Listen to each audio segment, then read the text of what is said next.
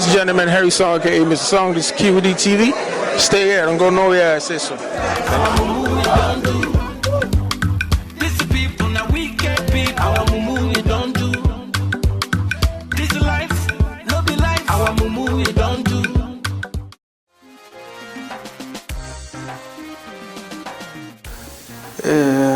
The Mumu Don't Do movement, simply put, is to sensitize the people, that's the regular people, everyday Nigerian, to their responsibility, and for them to be more emboldened to question people in authority, and for them to realize that they are the government, not the people they think, the so-called leaders, that they are the government, that they are the ones, if they want to change, for them to start to live up to their responsibility. Because until you start to query people in leadership, you're not going to get anything back. They're going to carry on as if you're not there. And until my realize that they are the government, that they are the masters of their own destiny, then maybe things will start to shift. But because of the breakdown of the value system, the things that in the past we used to hold sacred, because of the worship of money in the now, there are no consequences for anything. So negativity is being hailed, is being seen as somebody who is smart enough, quote unquote, to maneuver the system and for their own selfish reasons to be able to acquire. That's what, for the young people now, that's what they see as smartness, which shouldn't really be so. And all of this is because of the breakdown in the value system. So the Mumu Don't Do basically is trying to sensitize young people, for young people to realize that if they have to, they cannot afford to be non-partisan. They cannot afford to stay out of politics. They cannot afford to keep looking at politicians as, okay, it's them. Whatever they do is all right. No. Because if they are not at the table where their future is being discussed, then what kind of a future? Those people are not going to remember them anyway. So when we talk about a social contract, which is our new campaign, we're talking about how they can live up to the responsibility and how they can demand that the people, their electors, their leaders, live up to their own responsibility too.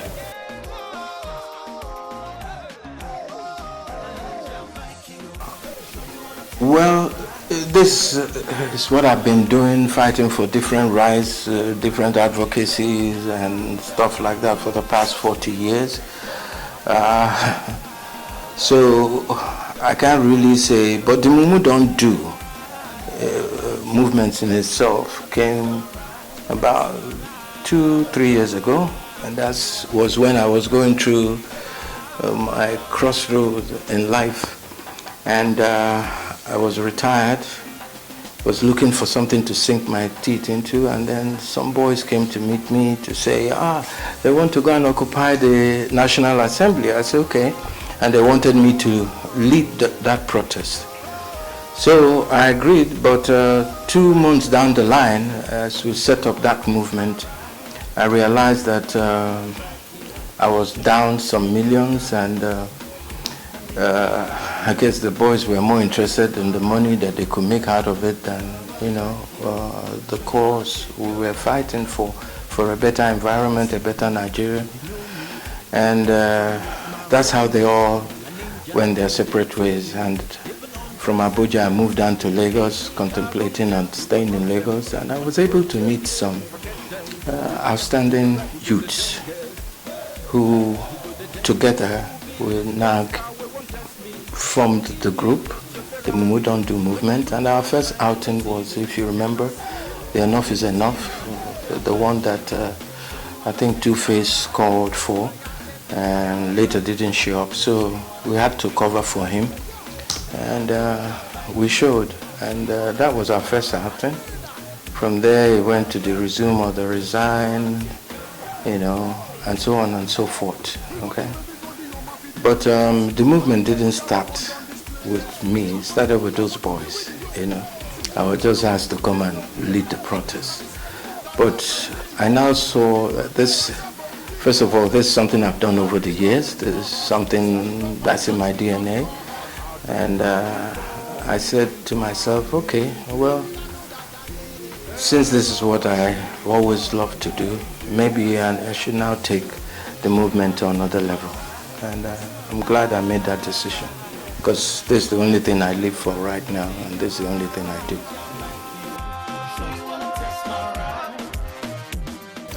I was not angry per se. I was just a little disappointed, because I made an effort to I got in touch with the manager, who said that they would come to see me. And Two-Face might be a beautiful, he is a beautiful singer and entertainer, but some of these kind of ways, kind of attitude, kind of qualities may not be his bag, really. I know Two-Face as a good musician, but not as an activist. I was a little disappointed he backed out. But then again, for whatever reason, I respect that, because we all can be the same kind of people. It's not possible.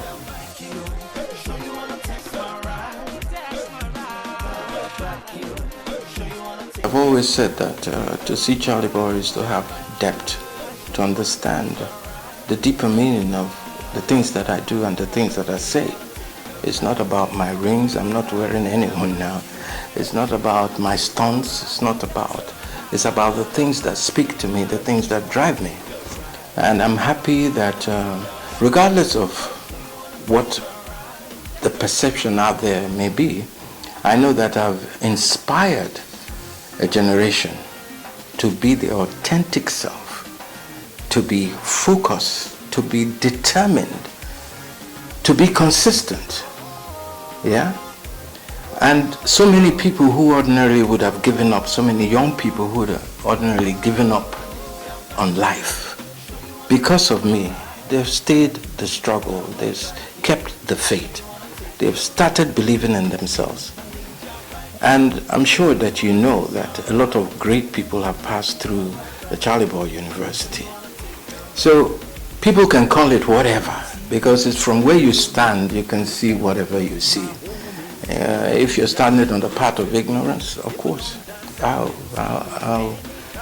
are you going to see the beauty of the brand Charly Boy? Okay?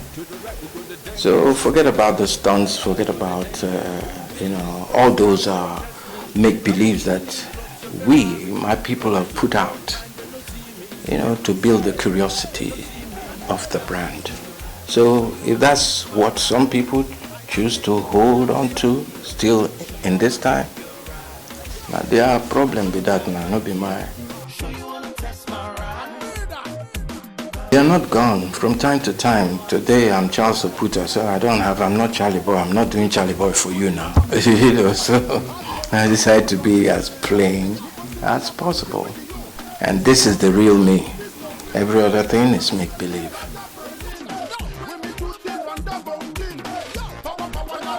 No, for the past 3 years, I don't think I've left stunts.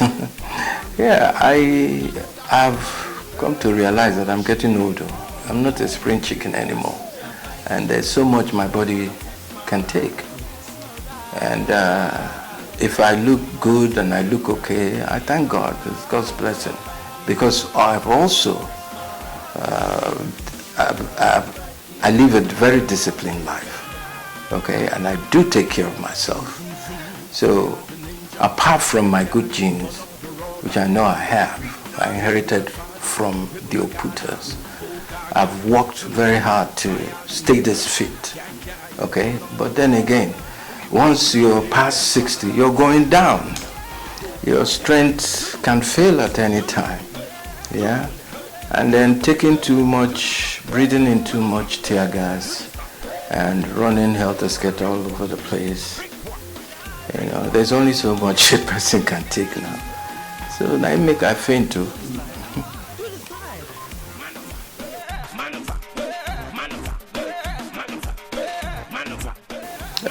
He's one man, you know, just like Charly Boy.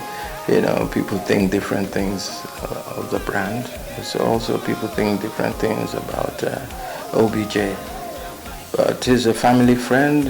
He's like a father to me. We have a good relationship.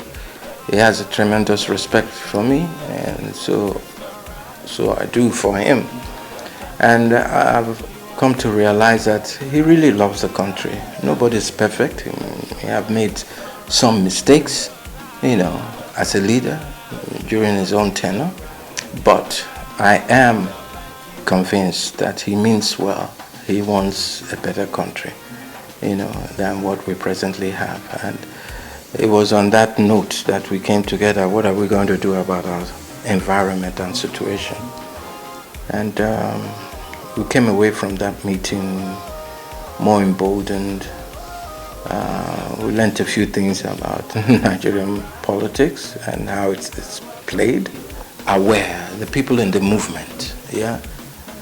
Because what we focus on is our sensitization and talking to young people for them to really wake up. Hence we say, your mumu supposed to don't do. You know, these people are just pulling this wool over our eyes. So we saw Obasanjo as that leader that can give us a proper guide to maneuver through all this treachery and criminality that you have in politics. You know, for us, as far as we're concerned, we're building a momentum. We're building like a cult-like kind of followership. So when the time comes and we all agree, okay, this is where we're going, we're hoping that millions and millions of Nigerians will join us, because for a long time we'll remain the voice of the voiceless, of the underdogs, of the less privileged. And that is our community, those are the people we speak to. I don't see myself becoming, no, I can never make a good politician. When white is white and black is black, and there are no in-betweens, you know. No, I can't. Like I said, my duty as an area father, you know, I've always said that for the past 40 years, I've always believed that it is the exceptional Nigerians who are going to heal this country and make this country well again. Because you can see that when some of our people lick the shores of this country, how they blossom, how they expand their wings, and we're the best all over the world. So what is it with this space called Nigeria? What it is that we've allowed the worst of us to lead the best of us. And this is exactly what you're going to get when the worst is leading the best and the best are hiding under the bed. Sowore is a long-time friend, you know, and we've done things together. In fact, in the building of the Mumu Don't Do brand, he was very helpful. He's always been an activist right from his university days, so he could relate to what we're doing, and he supported initially.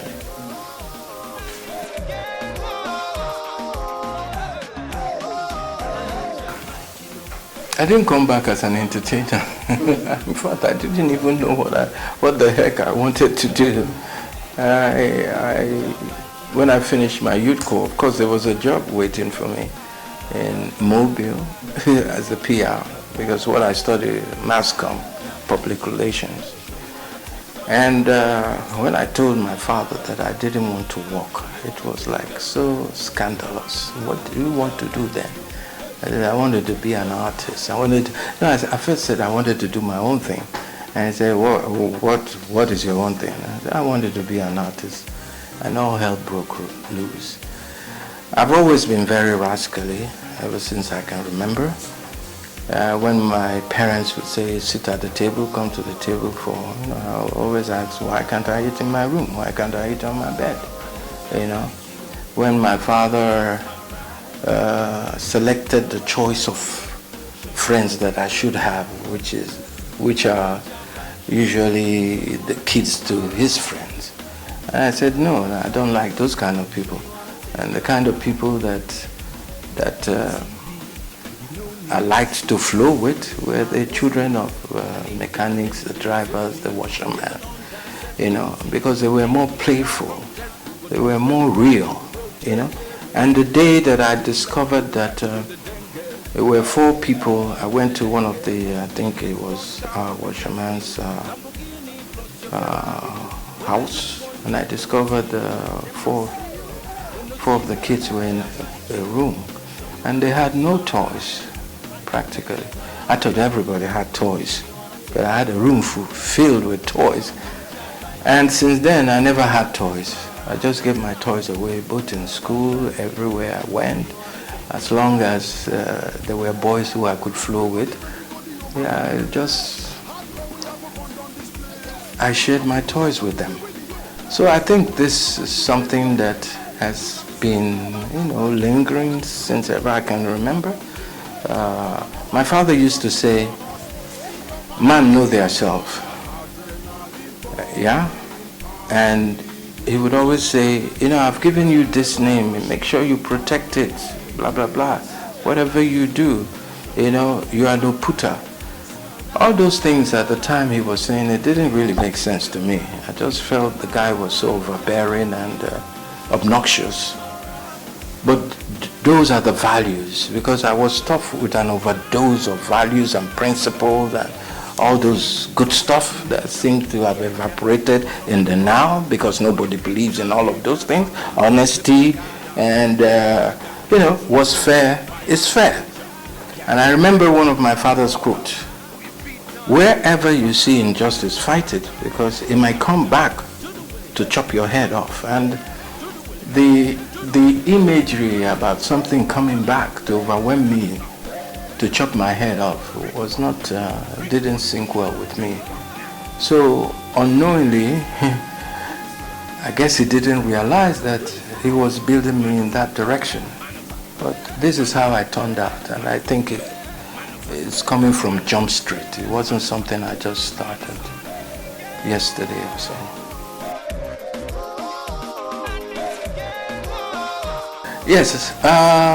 Yes, because my father didn't believe in what I wanted to do.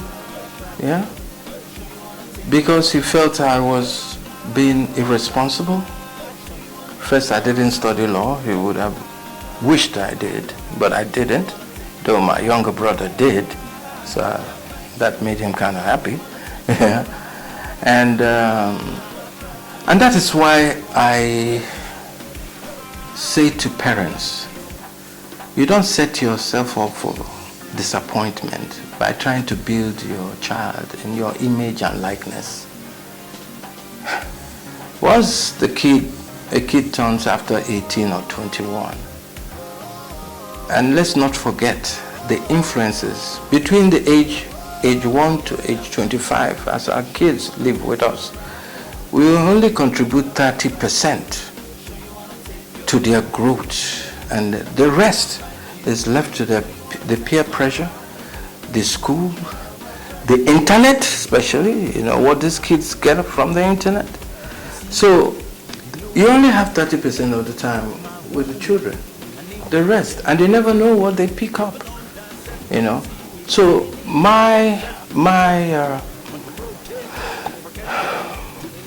own way as a parent is to make sure, as long as my child ain't doing anything funny, as long as he or she is properly focused, because first of all, to each his own is his or her life. I'm not going to live it for him, just like my father never lived my life for me.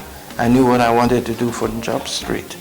And I went out to do it. And because I was successful in all of that, that was how I got my father's respect. So I bring up my kids to be individuals on their own. Whatever they want to do, as long as they seek their own happiness, I just demand that they be their authentic self. Because you can give a kid anything they want if you can afford it, but what is most important is what you teach the kid. And that's why I've turned out the way I've turned out, because of the grooming my father gave me. So I don't hassle my kids. My kids are like more or less my best friend. I just guide them because that's what I'm there for. I don't dictate to them like my father got it wrong, was trying to do to me. No. I have a better relationship with my children than the one I had with my father. But I appreciate all what my father, his input towards my upbringing, my pedigree and all of that, because like as I said, those qualities that were engraved in my DNA, the qualities that I live by today.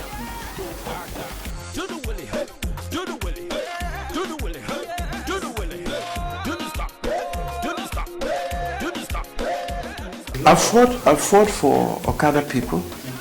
It doesn't make me an Okada rider or somebody who does Okada business. I fought for so many people in this country. I fought for the military pensioner, not because I'm a military guy. Okay? Anywhere there's injustice, you can be sure that, if I feel that certain group of people or persons are being marginalized, yeah, I'm in for it. So fighting for the LGBT community, people can say whatever they want to say. It doesn't make me gay. It means I have sympathy towards people, and I don't care people's sexual orientation as long as they're good souls. As long as here is positive and good. How you choose, people, you don't hear people coming out and say, oh, they're heterosexuals, and, because not all of us are that way. You understand? So, I have a daughter who is gay, and I've known this for the past 4 years. So when she finally came out, even though I really didn't sanction that, I was not too happy, but it's her life. And she's past 24, 25. What do I do? So I remember when she called me and said, Daddy, I want to talk to you about something. I said, yeah, you can talk to me about anything. I said, no, promise me you're not going to get upset. I said, even if I'm going to get upset, yeah, I'll get upset, but, that's really neither here nor there. I love you. I know I can't stop loving you. So what is it? It took her some time to come out and tell me. And like I said, when she now told me, I was fighting with myself to see how cool and how calm I can be about it all, even though I had other plans for her, and I said, okay, fine, maybe it's a phase, maybe you grow out of that, I'm just interested in you finding your footing, being able to stand on your own as a woman and know what you want out of your life, So, of course, when the immediate elder sister got married in February, I made sure that she came down. And so after the wedding, I now asked her, didn't you like all you saw yesterday? Wouldn't you like to do the same thing? And he said, Daddy, let's not go into that. Let me get my foot on the ground. That's secondary. Like I said, to each his own. It's her life. As long as she's happy, she's not hurting anybody, she's not putting her name in jeopardy like that, I'm okay. It may not be what I want, but if she's happy, that's what counts.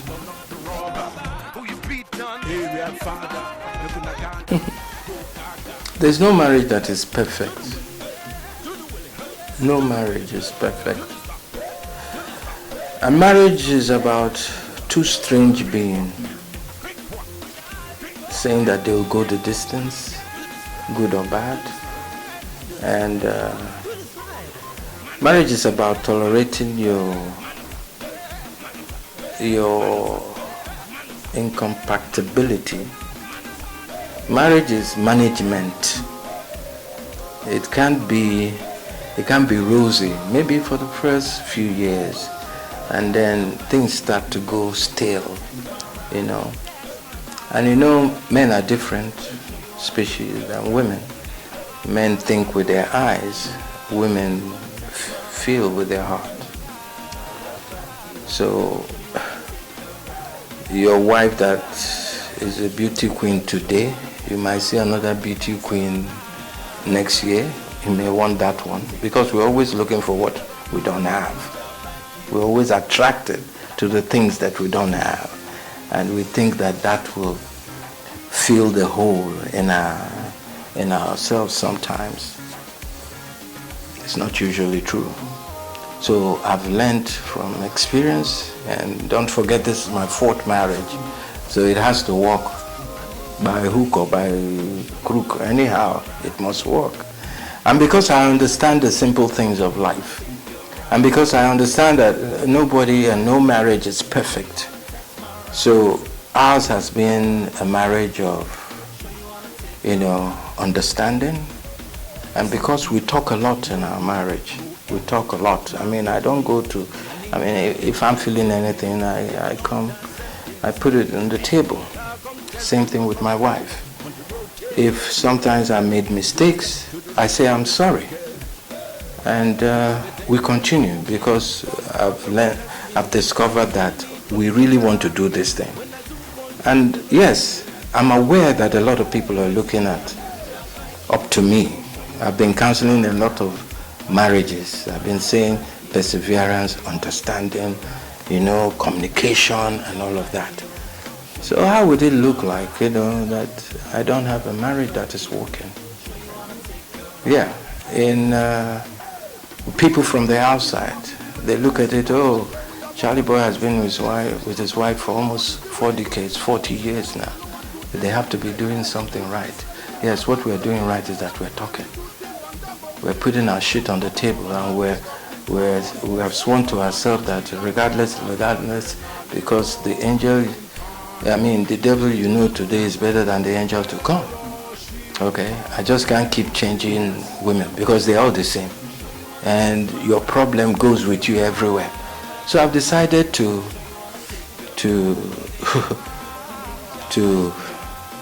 manage what I have, because there are some qualities that I see in the woman that I've lived this long with, that I appreciate. She may not have other qualities that I want, and I may not have other qualities that she wants. So we are just dealing with our shit the best way we can.